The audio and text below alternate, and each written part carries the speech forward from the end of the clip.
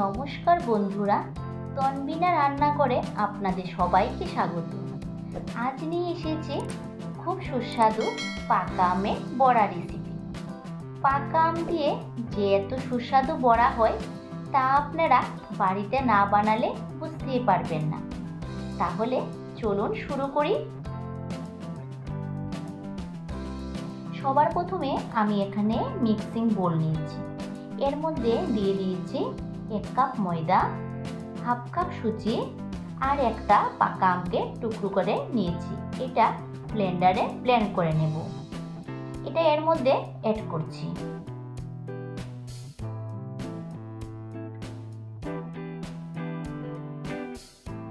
দিয়ে দেব আমি এখানে হাফ কাপ চিনি।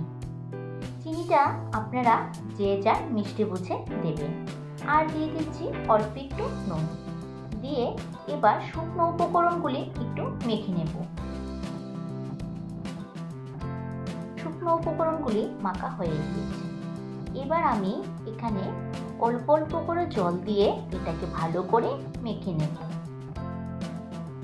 এবার ব্যাটারটাকে আমি 2 মিনিট ভালো করে ফেটিয়ে নেব। ফেটিয়ে নিয়ে আমি এটাকে 10 মিনিট ঢাকা দিয়ে রেখে দেব, যাতে সুজিটা ভালো করে জলটা টেনে নেয়। আমি এখানে হাফ কাপের মতো জল ব্যবহার করেছি। এই সাইডে একটা কড়াই বসিয়ে দিয়েছি। কড়াইতে বেশ খানিকটা তেল দিয়েছি। তেলটা ভালো করে গরম হয়ে গিয়েছে। এবার গ্যাসের ফ্লেমটাকে লোতে রেখে আমি একে একে আমের বড়াগুলি দিয়ে দিচ্ছি।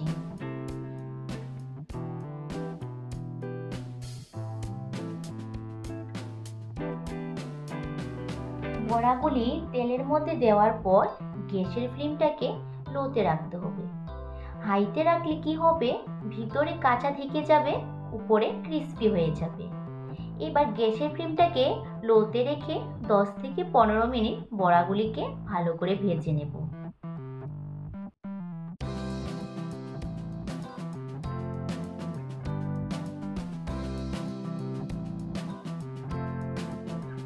থেকে 15 মিনিট ধরে বড়াগুলিকে ভালো করে ভেজে নিয়েছি।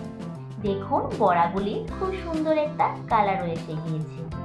বেশ, তৈরি হয়ে গেল খুব সহজে পাকা আমের বড়া রেসিপি। আর এই পাকা আমের সিজনে বাড়িতে বানিয়ে একবার হলো ট্রাই করবেন।